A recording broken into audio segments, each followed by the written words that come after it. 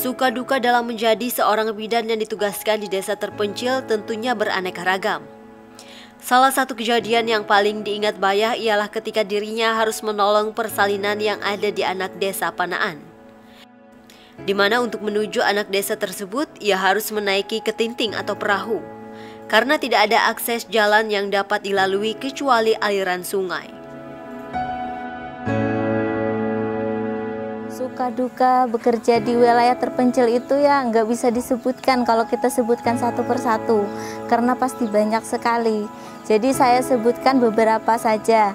Jadi yang pertama itu saya pernah nolong persalinan, tapi dengan keadaan jalan bukan di desa Panaannya, tapi di anak desa Panaan. Nah jadi saya harus ke sana itu menaiki ketenteng atau jukung kalau orang-orang sini bilang. Nah jadi dengan waktu yang sangat lama itu saya datang ke sana itu, pada saat itu saya itu sampai ke sana itu pasiennya sudah melahirkan.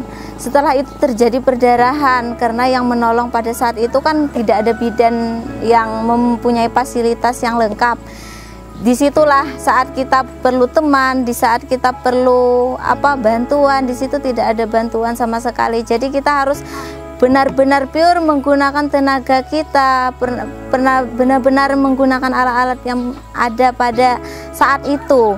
Jadi pada saat itu dengan keadaan yang seperti itu ya alhamdulillah bisa saya tangani ya, karena kondisi itu tadi itu pengalaman yang paling berkesan menurut saya ya, karena pada saat itu memang ada perdarahan yang hebat. Dengan kondisi yang seperti itu, alhamdulillah bisa tertangani dengan baik. Tidak selalu tentang duka. Bertugas di desa terpencil memberikan banyak pelajaran berharga bagi Bayah, sehingga membuatnya tak patah semangat untuk menjalankan tugas. Dengan ditugaskan di tempat terpencil, dirinya dapat belajar dari masyarakat desa Panaan bagaimana hidup sederhana dan mandiri. Terlebih keramahan dari masyarakat desa yang membuatnya betah bertugas di desa ini.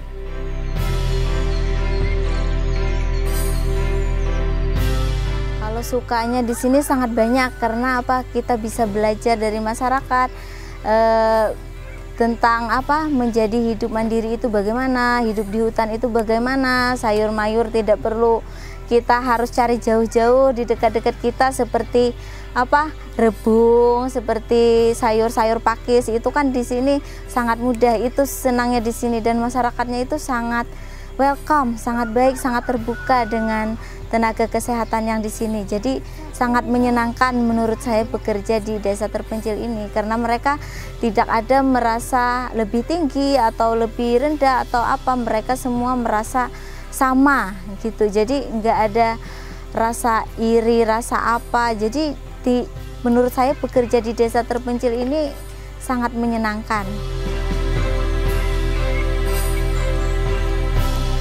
Berada di tempat seperti ini, sebuah senyuman hangat dan ucapan terima kasih adalah bayaran tertinggi yang ia dapat dari pasien.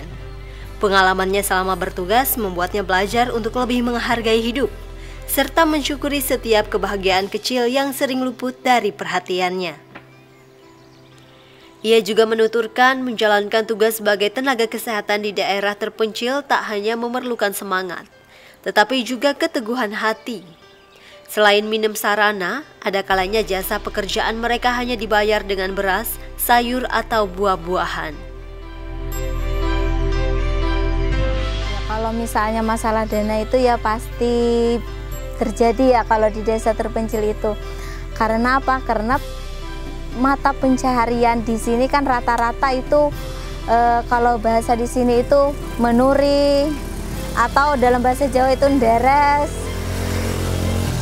atau nyadap karet. Itu aja pekerjaan mereka, sama ke kebun sayur, kebun padi. Jadi otomatis yang mereka kalau tidak bisa bayar biasanya mereka dengan sayuran atau dengan pisang atau dengan beras, biasanya seperti itu kalau misalnya nggak ada dana untuk yang lain.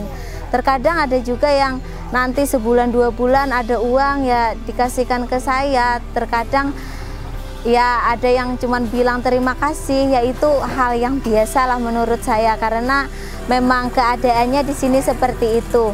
Jadi makanya saya tekankan lagi, dari kita seorang bidan itu harus mempunyai niat yang ikhlas, niat yang tulus kepada masyarakat agar bisa tetap bisa senang, bisa bangga, bisa ikhlas bekerja di sini. Ya dengan itu, walaupun tidak bisa dibayar dengan uang, kan kita setidaknya masih bisa berbesar hati karena bisa menolong orang dengan selamat.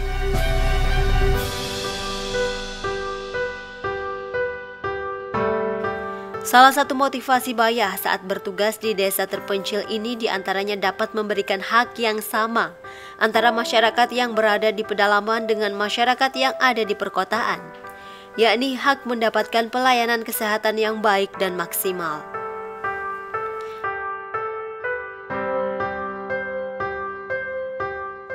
Motivasi saya adalah saya ingin memberikan hak yang sama antara masyarakat yang berada di pedalaman dengan masyarakat yang ada di perkotaan sana, bahwasanya mereka juga memiliki hak untuk mendapatkan pelayanan kesehatan yang baik dan maksimal.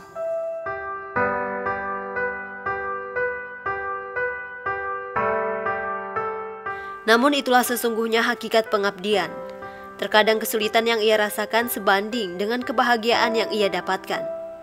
Menurut Bayah, pengabdian ini menjadi kesempatan bagi dirinya untuk menjadi orang baik.